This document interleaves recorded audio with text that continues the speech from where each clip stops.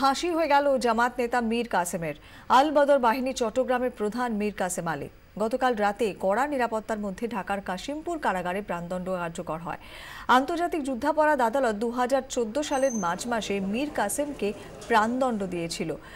মঙ্গলবার সুপ্রিম কোর্টও গণহত্যায় দোষী সাব্যস্ত করে দণ্ড বহাল রাখে, কিন্তু বাংলাদেশের জামাতে ইসলামীর কেন্দ্রীয় শুরার সদস্য জানিয়ে দেন তিনি প্রাণ ভিক্ষা চাইবেন না।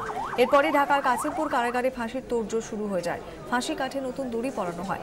বিকেলে কাসেমের আত্মীয়দের জেলে ডাকা হয়।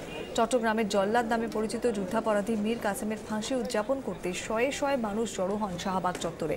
এ নিয়ে 71-এর গণহত্যার 6 জনকে ফাঁসিতে ঝোলালো হাসিনা সরকার।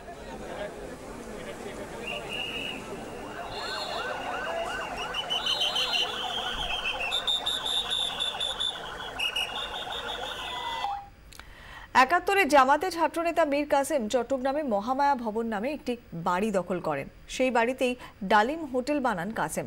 মুক্তিযোদ্ধা ও সংখ্যালঘু হিন্দু যুবকদের ধরে নিয়ে গিয়ে সেখানে নির্যাতন করে হত্যা করা হতো বলে অভিযোগ। দেহ ফেলে দেওয়া হতো কর্ণফুলী নদীতে। পাক সেনাবাহিনী ঢাকায় ভারতীয় সেনার কাছে আত্মসমর্পণের আগের রাতে কাসেম ও তার বাহিনী পালিয়ে গেলে স্থানীয় বাসিন্দারা এই হোটেলটি দখল করে বন্দীদের মুক্ত করেন। এরপরে গা ঢাকা দেওয়া কাসেম সেনা শাসক জিয়াউর রহমানের আমলে ফের প্রকাশ্যে রাজনীতি শুরু করেন। সরকারি হিসেব অনুযায়ী কাসেমের সম্পদের পরিমাণ 12,000 কোটি টাকা।